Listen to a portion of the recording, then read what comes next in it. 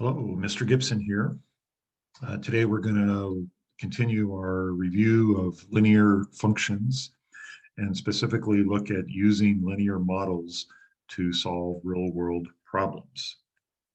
So let's look at our objectives for today. Basically, we'll figure out how we can write and solve linear equations that model real-world data. Okay, this is sometimes also referred to as word problems. So how do we use linear equations to solve word problems? All right, so we have this slope-intercept form that we've been working with, y equals mx plus b. And so far, we've thought of m as our slope and b as our y-intercept. Now, when we use this form to write an equation for our modeling or word problems, we're going to think about the slope and the y-intercept a little bit differently, okay? So the slope, I want you to think of as rate of change. Now, we've defined this as rise over run or change in the y variable divided by the change in the x variable. But in the problems we'll be working on, it's really about a rate of change. And a rate of change is just simply the ratio of two values and how do they change relative to each other.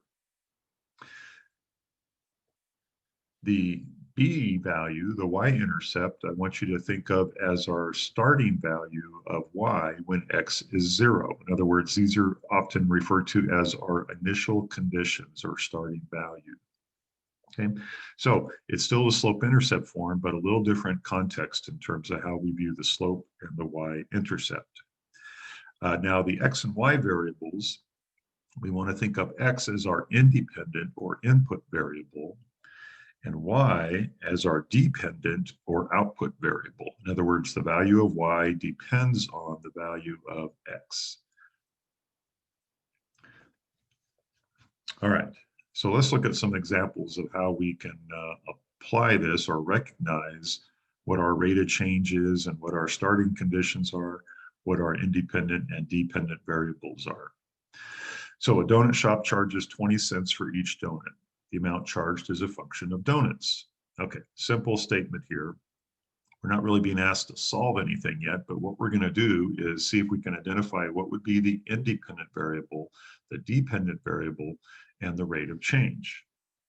So first off, the independent variable would be the number of donuts bought. Okay, so that does not depend on the cost. It's just the opposite, right? The cost depends on the number of donuts bought. So the amount charged or cost would be the dependent variable or y variable. So what would be the rate of change? Well, how does the cost change with each donut that we buy? Well, each donut is going to cost us 20 cents. So the rate of change, remember, will always be written as a ratio of two values. So in this case, it's dollars and the number of donuts. It's the ratio of those two, and it turns out to be 20 cents per donut. Let's look at another example. You ride 10 miles per hour. The distance traveled is a function of the time you ride. So it actually says in that second sentence that the distance is a function of the time you ride. So the independent variable is time you ride. The distance depends on how long you ride, the time. Therefore, the distance traveled is the dependent variable, and the rate of change is given to us in the first sentence there, right? 10 miles per hour.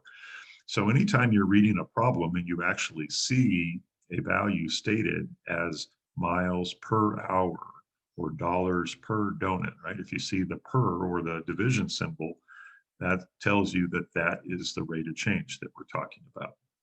All right, let's try one more, see if you can identify what this would be. So go ahead and pause the video. Okay, it says it costs you $3 per mile to take a taxi in San Francisco. The cost is a function of miles traveled. All right, so again, pretty clear. Miles traveled is what determines the cost. So it's the independent variable. The cost is the dependent variable. And the rate of change, it actually says right in the problem, right? $3 per mile.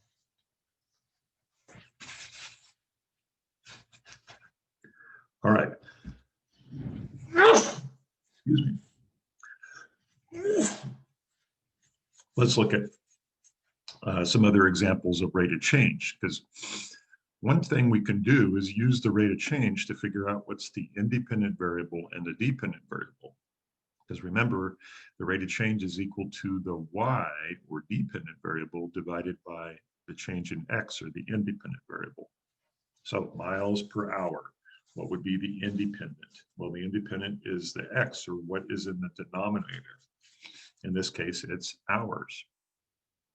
And the dependent variable is the change in y, which is in the numerator, which is miles. Okay, let's look at a couple more. Kilometers per second. Independent variable would be seconds. Dependent variable would be kilometers. Feet per minute.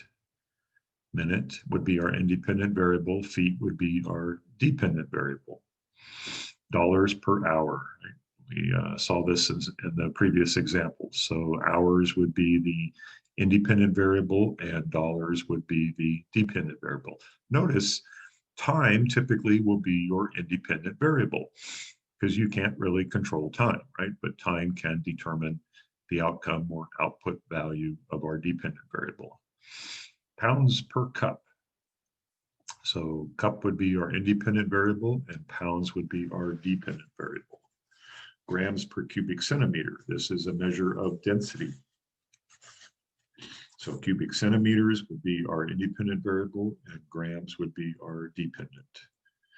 All right, let's apply this to an example. These are the kind of problems you'll be working on in your assignment. It says Vera Popular had 95 updates on Facebook. Every day she gets 5 more updates. How many updates will Vera have after 10 days? Write an equation that models the number of updates. Okay, so we're going to try and write this using the slope-intercept form. So we need to find first and define what our independent and dependent variables are. So the independent variable in this case would be days or time, okay, because it says she gets 10 or 5 updates every day. The independent variable would be dependent variable would be the number of updates. The rate of change, well, it's that second sentence up there, right? 5 updates per day. And what is the initial starting point? How many updates does she have on the first day? Well, she already has 95. Okay, so we have everything we need to put it into our slope-intercept form. So let's write the equation. X is time or days, Y is number of updates. Our slope is 5 and our starting point is 95, right? So we can just simply plug those in. And now we have a linear equation that gives us the number of updates based on the number of days. Now let's go back and see what was the original question we were being asked. And it was, how many updates will Vera have after 10 days? So we simply just need to put in 10 for X, the number of days, and we would get 50 plus 95 or 145 updates. All right, let's look at another one. Let's put it on pause and see if you can identify, right, what the independent, dependent variables are, the rate of change, and the initial or starting conditions. All right, the independent variable, if we read this, it says a hot air balloon is taking off from Santa Rosa, rises 50 feet per minute. So again, in the denominator is our independent variable, and in this example, it is also time. The dependent variable is the height. The rate of change, it tells us 50 feet per minute. And the original height, we're starting in Santa Rosa, which is actually already 167 feet above sea level. All right, let's plug all that in and we get our equation. Y equals 50x plus 167. Now, how high up will the balloon be after 10 minutes? We're simply going to put 10 in for 50 and then do the math, right? We have 500 plus 167 and we get 667 feet. All right, so a couple simple examples here. Let's look at one more example. Oh, let's see. Oh, we're going to graph the equation now. Okay, so let's graph this one real quick here. So graphing, if for a slope-intercept form, the easiest way is to find the y-intercept, or our starting height in this case. So that would be 167, and then apply a slope of 50. So every 1 second, we're going to go up another 50. Now, we could pick another point a little further out at 4 seconds. So 50 times 4 plus 167 would give us 367. So that gives us another point we could put on our graph. And now we can draw our graph in. So what does the y-intercept represent on this graph? Well, it's our starting value or initial condition, 167 feet. All right, last example here. It says a candle is 6 inches tall after burning for 1 hour. After 3 hours, it's 5 inches tall. Write an equation to model the height of the candle as a function of time. Now, notice what is different about this problem than the other two. We are not told how tall the candle is at 0 hours. In other words, what is its initial or starting condition? But we are given 2 other values here at 2 other points in time. So we've got a little more work to do to figure out particularly the rate of change and the initial conditions. So first, what is the independent variable? It's going to be time in hours. The dependent variable will be the height in inches. Okay. So we can use 2 data points to find our rate of change, right? If we have 2 data points, we can calculate the slope, and we're going to use our equation y2 minus y1 over x2 minus x1 and plug in the x and y values from our 2 sets of points up above.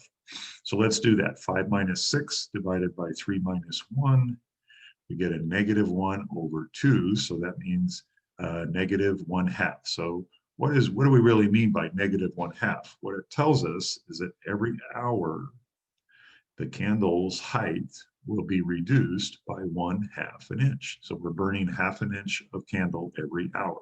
Okay, there's our rate of change. So let's write the equation. Now, we did some problems like this in a first assignment on this unit where we didn't have the b value and we had to solve for it by plugging in a set of x and y values. So we're going to do the same thing here.